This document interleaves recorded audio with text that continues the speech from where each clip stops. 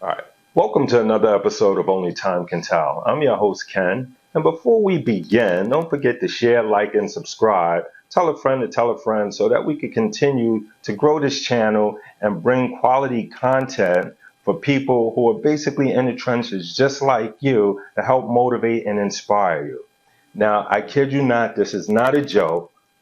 We have our fourth guest that when she was a small girl wanted to be a doctor, but somehow found her way into comedy.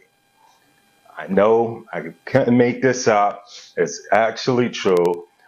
Please join me in welcoming the guest to my right, Cherryann Trinidad. Cherryann, thank you for joining us. Hi, thank you so much for having me. All right, so who is Cherryann Trinidad? So my real name is Cherryann Griffith, but my stage name is Cherryann Trinidad. I'm from Brooklyn, New York. I live in Coney Island now. Okay. I'm a comedian. Okay. I'm funny, quiet, just... Now, is it true that you're not from Trinidad? I'm not even on the cuspis. My family is from Barbados, but Okay. what I'm learning is people keep asking me, are you from Trinidad? No, I'm not from Trinidad. I am American. My mom is from Barbados. But I like Trinidad. Trinidad's a surname. I like it. Now, would that cause any beef with people from Barbados? Nah. I don't even have a Bajan accent, you know? But the thing is, like, I took that name from somebody else. You know what I'm saying? He's not even from Trinidad. He's straight Puerto Rican. So I was at an open mic one day, and I was using Cherryann Griffith, and I heard he introduced himself. And I was like, oh, I like your name. So after the show, I was like, I love your name. Right. That's what my stage name is going to be, Cherryann Trinidad.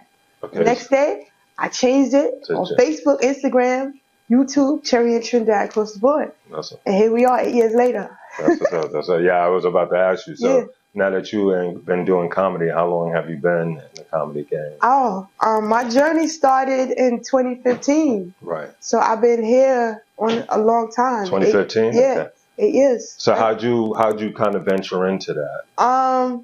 So long story short, I was at work. I had a mental breakdown, and before I could get clearance to go back to work, I had to see a therapist. Right.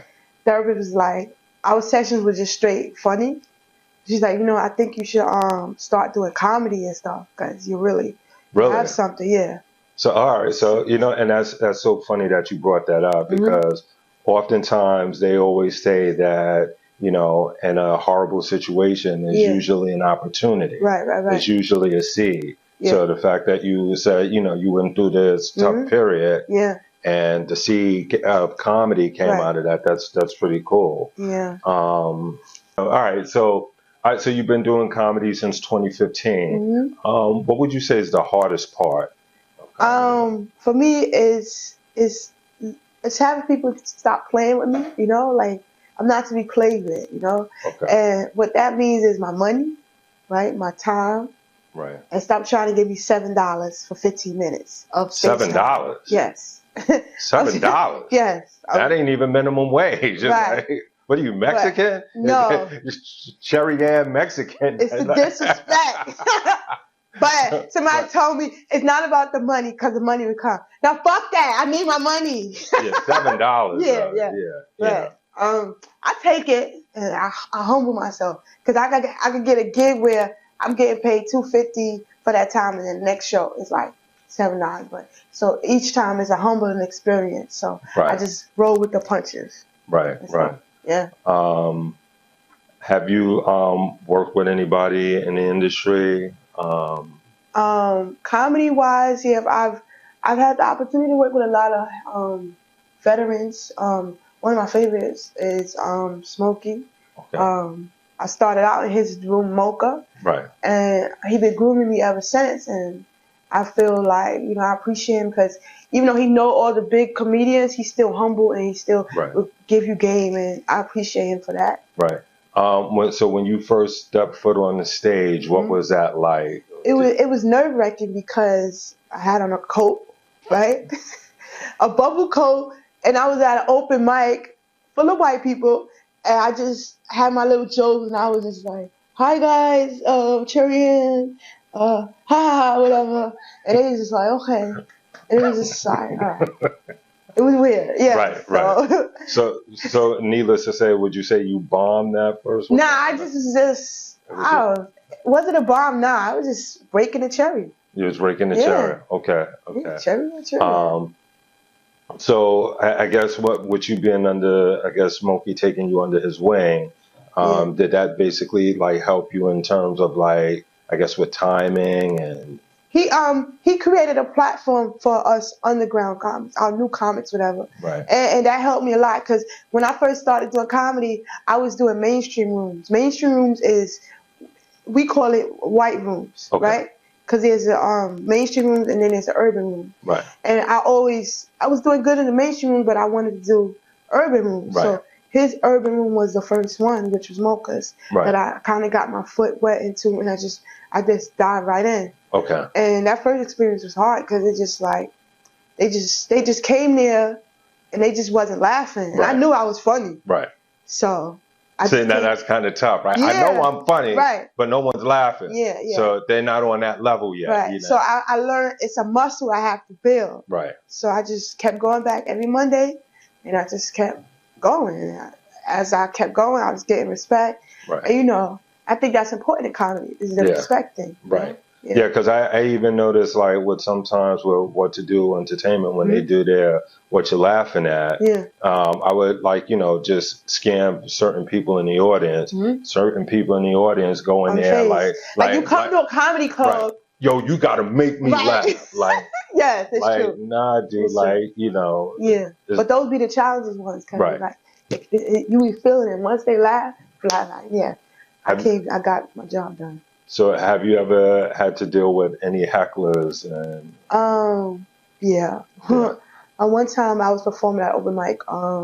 And it's called Harlem Nights. Right. And I'm on stage and stuff, and I'm getting transparent about my set, and a white lady comes in, and she demanded stage time, right? And she just interrupted my set, and she's like, "I'm entitled to stage time and stuff." So we going back and forth. And I mean, basically everybody in the club just got on her, like, fuck out of here, you know? So, I mean, that was my most experience with heckling, but she went viral, you know? So, do you feel that it's harder for women to make it in comedy than it is for men? Yeah, but it's always harder for women to make it in any industry or anything. But it's just your mindset. You just got to know that, listen, it's going to be challenges wherever you go. You just make the best of it. But see, that's bizarre to me because I would like to think that funny is funny, you know? So no, because it's, first of all, women don't even support women the way they need to, because it's like you looked at as competition. Okay. So I'm happy that there's women now who are creating festivals. Shout out to Joanna, when Black Women Comedy Festival, where it's a comedy festival where we showcase women from all backgrounds. Right. And she has it like in June and stuff. I'm a part of that. Okay. So, I mean, there's women who are trying to, you know, break the mold, or am I saying it right? It's not molds. With the stereotypes. Yeah, by just doing different stuff. Right. So we don't have to worry about, because I'm a woman, I can't get, no, that's crap. Like, just, you know, you're going to go into stuff and meet challenges, but just be ready to face it, if that makes sense. Right. Right. You know, that's the deepest I ever got. All right. So I understand you produce your own shows. Yeah. What do you like better, or what's easier for you, to produce your own shows or to get booked for certain events or certain venues? I love producing. It's it gives me some sense of creativity, because I produce a comedy show called what's my show? I haven't done it in a while, because of personal reasons, but Fly Broke Bitch Movement, right? And that's so funny. Fly Broke but Bitch it's an all-female lineup, right? And I got to produce a couple of shows at Comedy Harlem, Broadway Comedy Club, and I liked it. I like putting women together, giving females who would not necessarily get a chance to headline and stuff like that. But I just felt like I was losing me, you know, because I'm still trying to build myself, so I can't give y'all a platform yet, and I don't have nothing for myself. Right. So I just like put that on pause, and I just focus on me. So basically, the question is, do I like producing, or I like getting booked? You like getting booked? Yeah. Because in that way, you can just truly focus on yourself. Right. And on a brand, yeah. All right. So you mentioned something previously about headliner. What do you think it takes to be a headliner? Oh, I'm learning now because I'm going into that spot. You gotta be funny, you gotta be interested, and you just gotta have like something to to captivate the audience. Right. And for straight freaking 20 or 30 minutes. Right. And you could just be like, the cat ran out the house, and if you set that up right, that could be a killer. But it's just the audience, you just connecting with them for that 30 minutes. It's just dope. That's what the good headliner is. So now, do you find that now that we're in the information age, and you figure like a lot of people have like social media, you know, I would imagine things are slightly different now than they were in 2015 in terms of being able to promote yourself and like putting your own like, comedy, skits together online or whatever for people to kind of like, catch wind of who you are. So I bring all of that to say, is that something that you consider doing, or are you doing? Sorry, I didn't mean to cut you off. No, it's okay.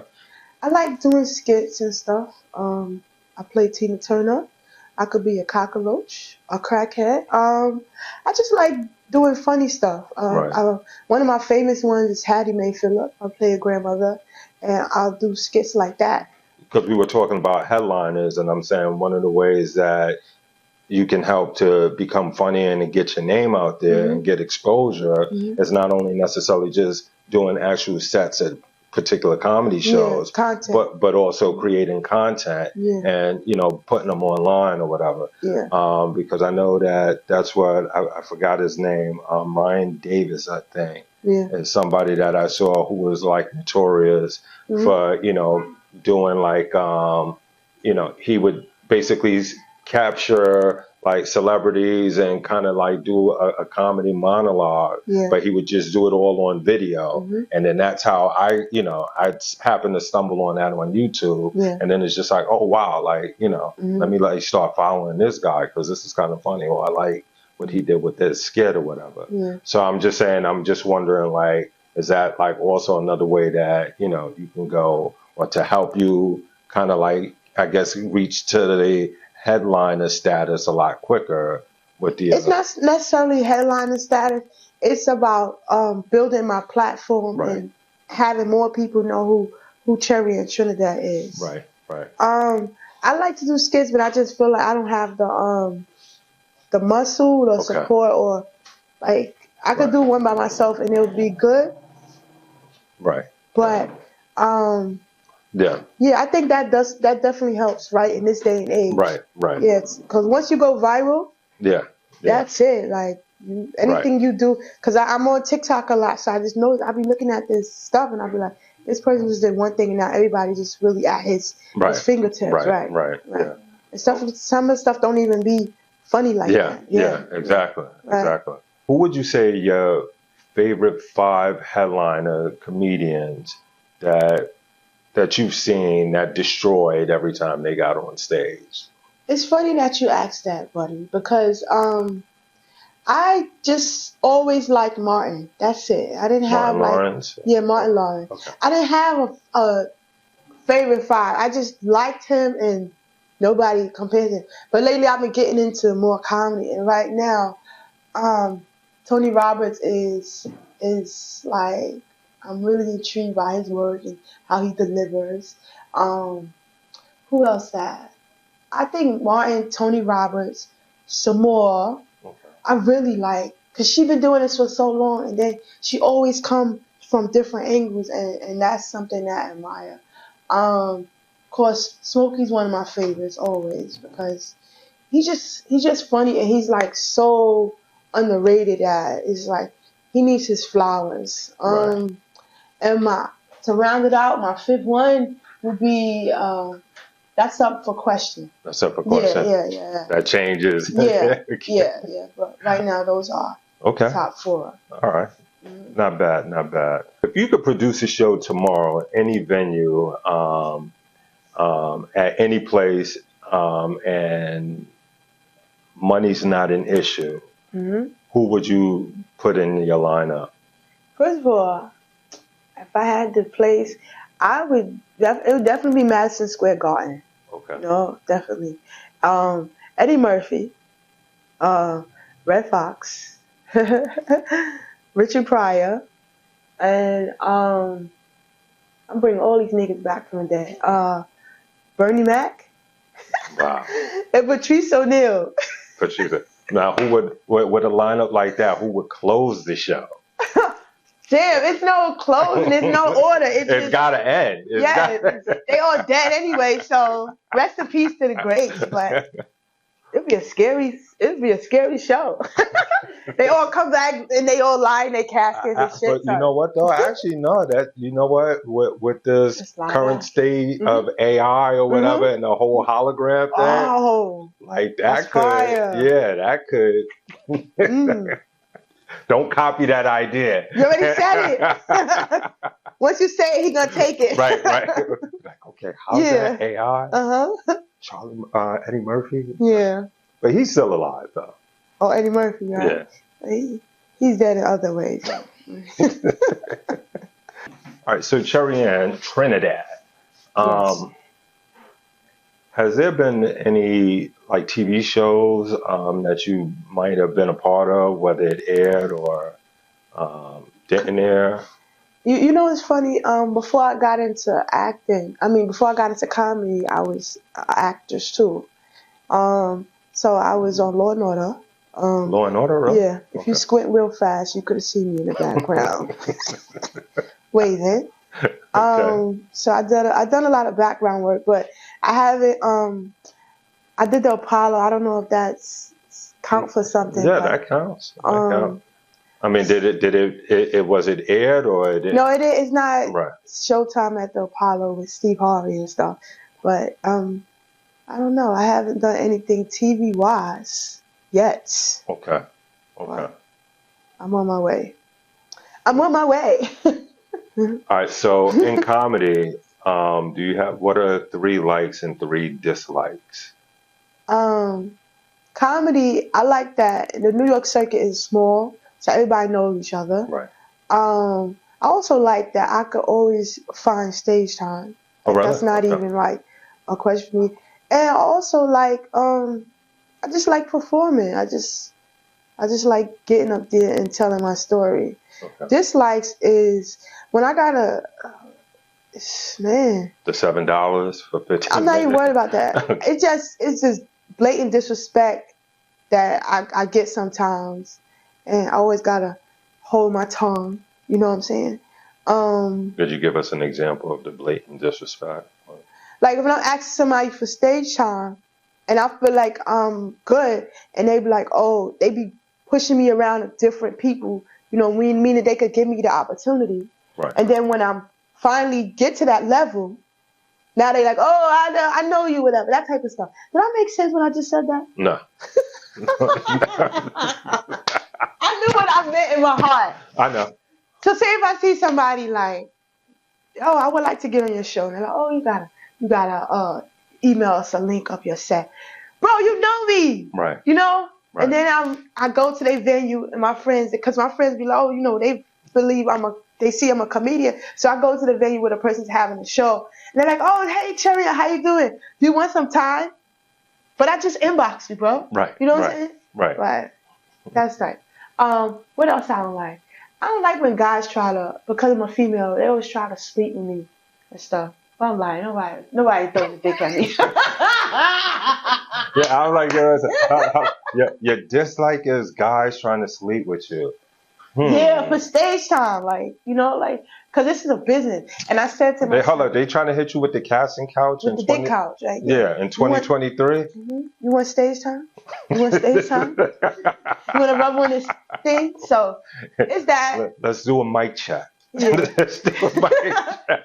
It's still happening, right? So, That's, how many is that? That's 2? That's 2, yeah. And most of the other stuff, I don't really pay no mind. The gossiping, the cattiness, I don't really care for that stuff. Yeah, It's just straight tunnel vision. Yeah, I still can't believe, like, because especially, like, from what I've seen too, like, the more people you can get in your venues, your lineup, like, the better your show. Like, Right. why are they sitting up there acting like, no, you? I don't know, because maybe, like, I come off as quiet, right? So people don't know, like, damn, this is a whole firecracker. Right. So when I get on stage and I do what I gotta do, it's like, damn, you know? Right. But so I gotta find that balance where I'm just like, I don't always want to be like that. I like to be quiet, and then when I get on stage, I rock. You become like this. Yeah. Right. Because I'm Cherryann Trinidad, and then I'm Cherryann Griffin. Right. You know what I'm saying? So. I'm gonna ask you, have you ever, like, after one of your performances, had, like, an audience member come up to you like, yeah, I really like? All the time. It's like, and remember, believe it or not, I'm an introvert. Right. So when they like, girl, you got it. You like, you gonna make it, whatever. And I'm like, okay, thank you. Really? Yeah, I'm like, Wow. all right, I appreciate that. But it's just like, they really be coming from their heart, like, girl, like, oh, I'll do a show, and they're like, oh, you the funniest one on the lineup, whatever. I'm like, nah, don't say that. Like, yeah, you were. Right. So stuff like that, it just makes me know that I'm in the right place. I'm doing it the right way. And you said who were your role models? Do you have any role models? Yeah. So we went through this already. Kind of. I said Smokey's one of my role models. Right. Kenny Williams, definitely. He's starting to become one of my mentors. And that's it so far. And so far, yeah, those are only 2. So who would you say helped inspire your style? Do you have any, like, people that you kind of like pattern yourself after? Or? Nah, Cherryann Trinidad is one of a kind. Like, I'm just I'm a unique individual. There's no one like me. It's people from kindergarten that still remember me. Really? Yes. So you had kindergartners at your show? Like,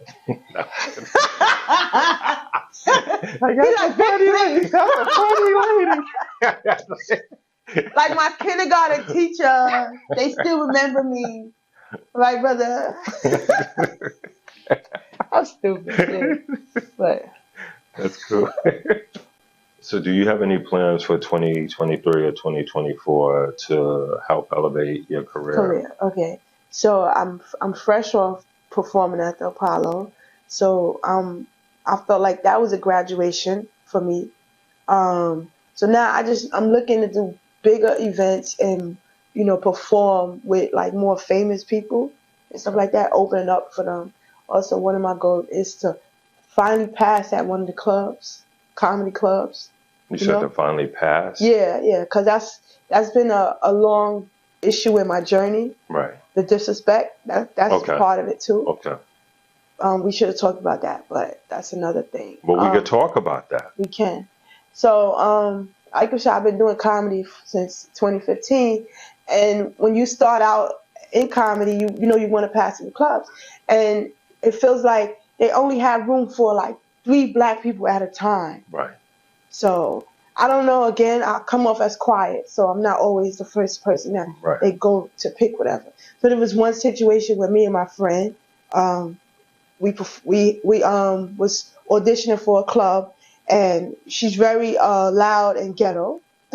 So they thought that she was having an issue with one of the staff. So because of that, they told, when I auditioned, I did good. And then they told me that I can't get in the club because I was rude to the staff. And I'm like, it wasn't me, it was her. But they just didn't want to hear it. Right. Because we're all black. Right. Yeah, you all look. Right. So I've been bitter ever since, but I realized I can't be like that. So if that makes sense. I got you.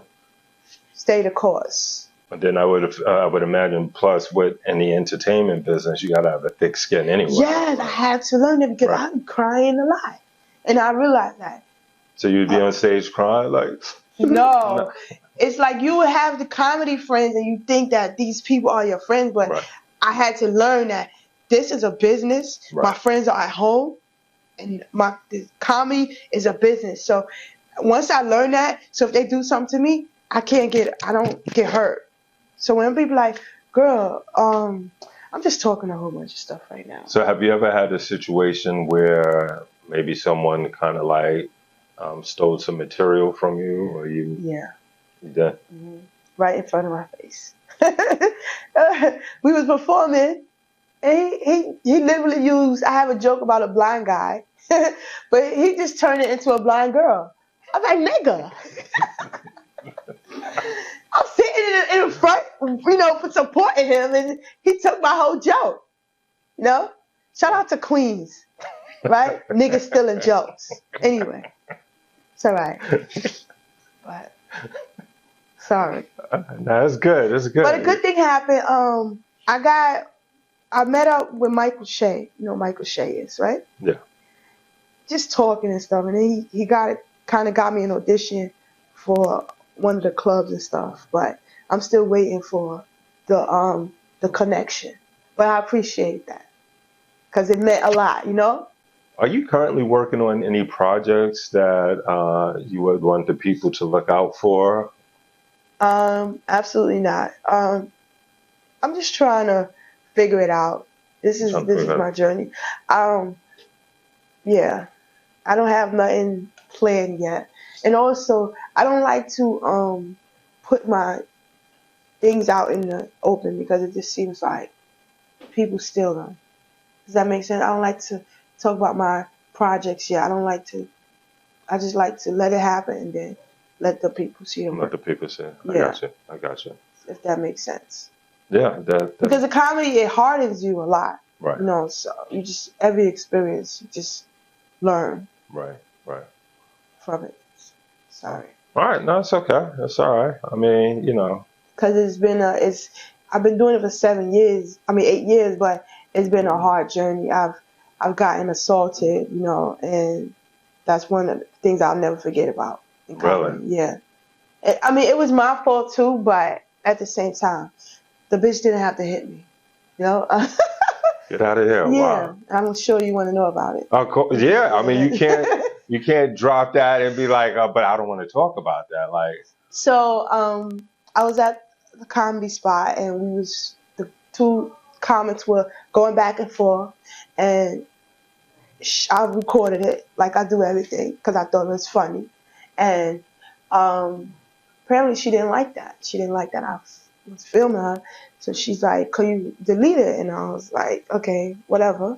So somebody hit me up like, yo, post a video, son. Like, I'm like, nah, I don't want no static. right. He's like, post it. The girl ain't gonna do nothing to you. So I posted the video, and everybody started talking about it on Facebook. And next day, I went to the club, and she approached me about it. I stood up like, what's going on? Like, what's your problem? Next, you know, we start fighting in the club. Oh, wow. She whipped my ass, right? Right.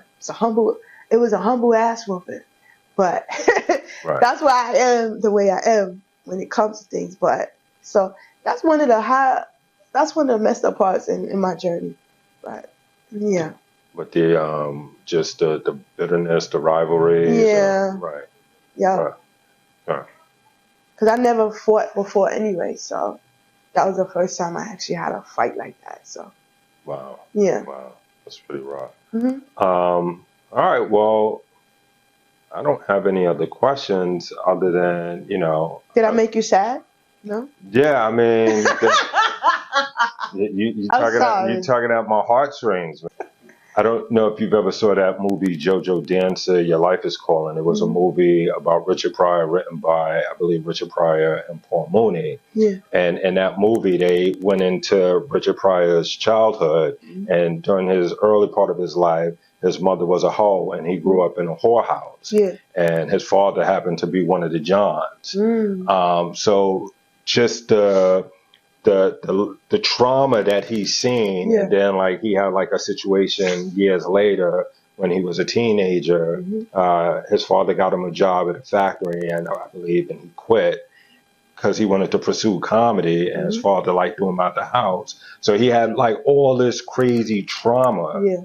That he basically turned into being one of the funniest comedians ever. Yeah. So, so you know, like we were talking about earlier, how, you know, you had like a breakdown and that forced you going into therapy, which ultimately you sort of see the comedy So this could be another blessing. Yeah. You know, it was a blessing because when that happened to me with the fight, a lot of people that I didn't know reached out to me, you know, and it kind of made me feel like, okay, that I'm not alone in this situation and stuff like that. So that comforted me and stuff like that. But my journey is my mother, she never smoked crack. She did sleep with somebody's husband, you know what I'm saying? So I am the product of a one night stand, right? Wow. So So yeah. So yeah, I have a story to tell too. So yeah, we might be looking at the next female Richard You are Pryor. looking at no, because I don't do coke, you know, and crack. Well, I'm not saying you. Okay. I'm just talking about in terms of like,